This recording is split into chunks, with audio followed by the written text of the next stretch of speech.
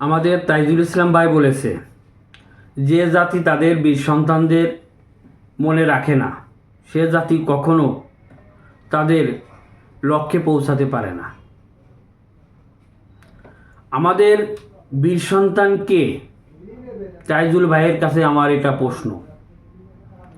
বীর সন্তান যারা, তারা হচ্ছে 1971 সালে যারা যুদ্ধে শহীদ হয়েছেন তারা।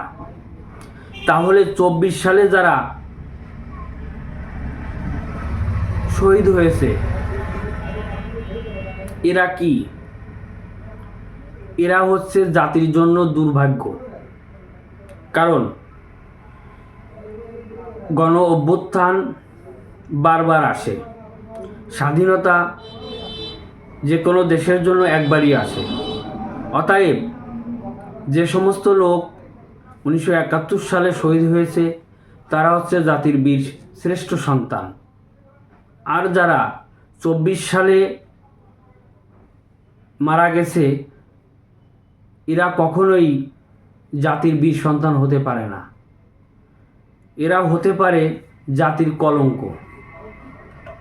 জাতির কলঙ্ক যদি না হয় তাহলে একটি সাজানো গোছানো দেশকে এভাবে কেউ ধ্বংস করতে পারে না।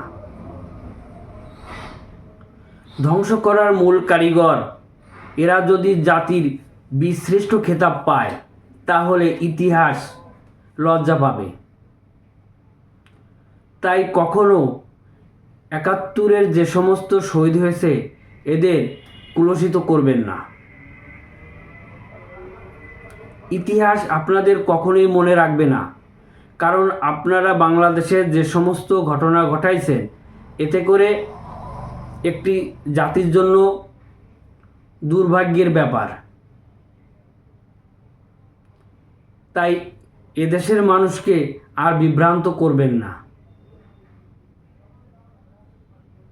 গণ অভ্যুত্থান বাংলাদেশে আরও কয়েকবার হতে পারে।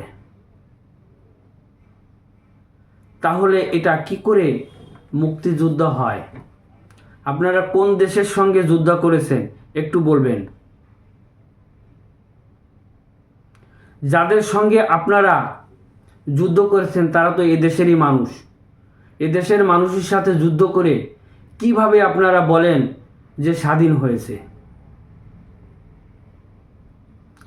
স্বাধীনতার কিছু কারণ আছে, যেমন পাকিস্তানের সঙ্গে আমাদের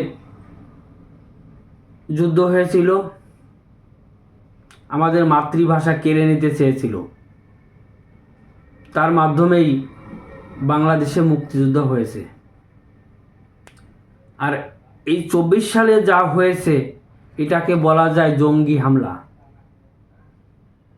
এদেশের কিছু মানুষকে আপনারা বিভ্রান্ত করতে পারলেও সাধারণ মানুষ যারা আছে তাদের বিভ্রান্ত করতে পারবেন না। কিছু সময়ের জন্য আপনারা তাদেরকে আটকে রাখতে পারবেন। কোনো সময় তাদের যখন ভুল বুঝতে পারবে তখন আপনাদের থুতু নিক্ষেপ করবে। অতএব বিভ্রান্ত না ছাড়িয়ে দেশটাকে সামনের দিকে এগিয়ে নিয়ে যাওয়ার চিন্তাভাবনা করেন, এতে জাতির জন্য মঙ্গল হবে।